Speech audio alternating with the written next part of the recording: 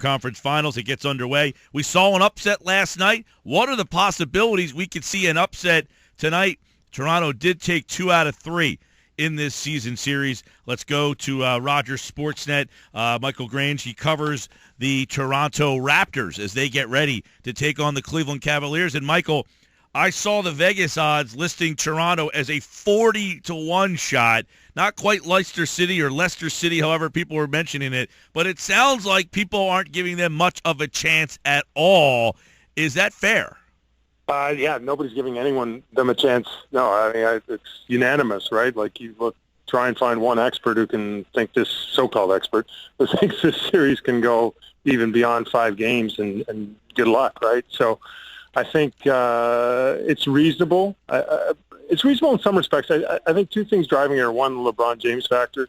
He's, he is LeBron James, and then the other is the kind of contrasting fortunes between these 2 teams in the playoffs so far, where the Raptors have really kind of struggled and kind of, they just haven't quite hit their stride maybe until Game 7 against Indiana, whereas first it's Miami and Cleveland's a juggernaut all of a sudden. So, but I think if you just step away from that and look at sort of a roster, the roster side by side, and how these teams have performed, maybe not over the last handful of games, but over like the regular season, I think it can go 6.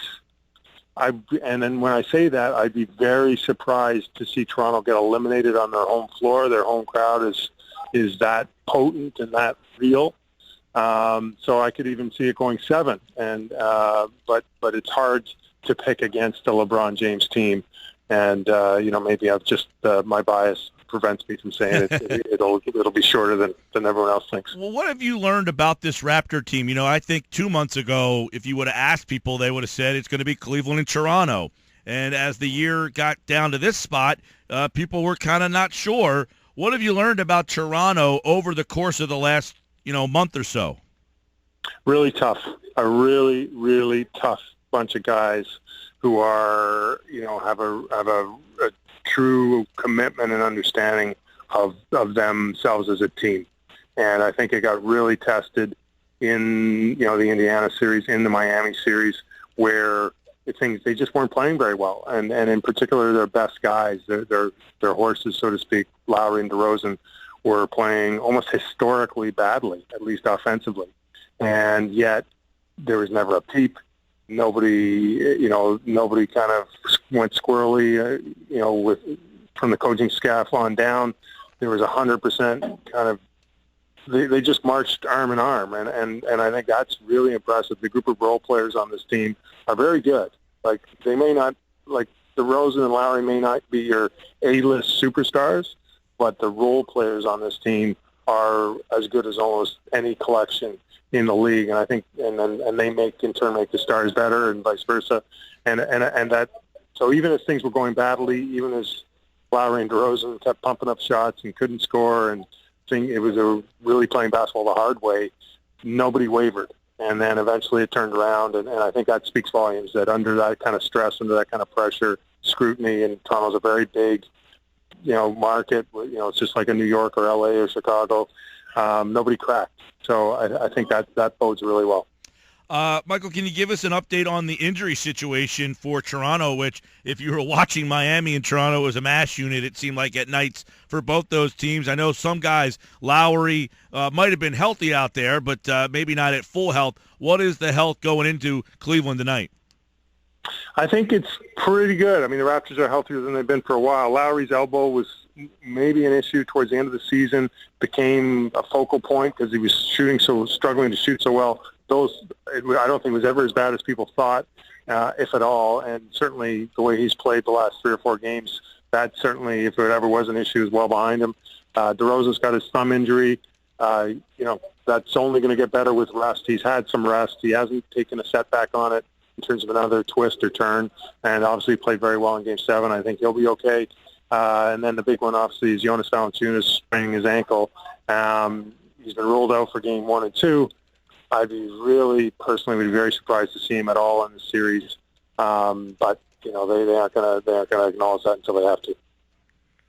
Michael, I'm interested in how the team was built. Where we are in Philly, waiting on the lottery tonight. Now, Colangelo has some ties to us. Can you give us some insight on how this team was built? Well, I mean, Colangelo deserves a lot of credit. Kyle Lowry, he acquired for a first-round pick that ended up, through a number of transactions, bringing Steven Adams with Oklahoma City. But, Kyle Lowry's maybe should have been a 3-time All-Star. He drafted DeMar DeRozan, number 8, and, really showed a lot of faith in him early in his career when a lot of people, myself included, just did not see the kind of player that he's emerged to becoming. He drafted Jonas Valanciunas. That was a pretty ballsy pick. They were just kind of weathering the end of the Andrea Bargnani era and the stigma of kind of the drafting a European at the top of the draft and how that worked out. Colangelo ignored it and drafted him, and that's turned out to be a great pick. Dwayne Casey was his hire, and Terrence Ross is is inconsistent, but you know what? He's actually a pretty productive bench scorer when you actually just look at the numbers. That was another pick of his. So a lot of and the rest of that team really was built through their trade of Rudy Gay that was made after Colangelo left, and that generated Pat Patterson, who's another starter, and some other assets. So Colangelo actually, his legacy here in Toronto is mixed. I am actually somebody who thinks he has got less credit and more blame than he deserved, and I think he's going to be a really good hire in Philadelphia. Do people in Toronto see DeRozan leaving, maybe pairing back up with Colangelo? No, because DeRozan himself has just never, ever wavered on his commitment to playing here. It's funny because in other eras, I remember Vince Carter heading up to his first free agency, everyone was on edge, and heading up to Chris Bosh's free agency, everyone was on edge, and keep on going down the list. And there just hasn't been much of that vibe, I think mainly because he's pretty much always said how much he likes it here. He's just a super solid, down-to-earth guy, so people kind of take him at his word. All of that said, and I think there's a knowledge too, right? Like the Raptors can offer 5 years and more raises. Is there the possibility of if the Raptors maybe try and get a bit of a team-friendly deal and offer him less than max, and someone else like Philadelphia would be an obvious connection, wants to throw the full max at him? Could something happen? It's conceivable, but I'd be a little bit surprised. All right, it's Game 1 tonight, Eastern Conference Finals.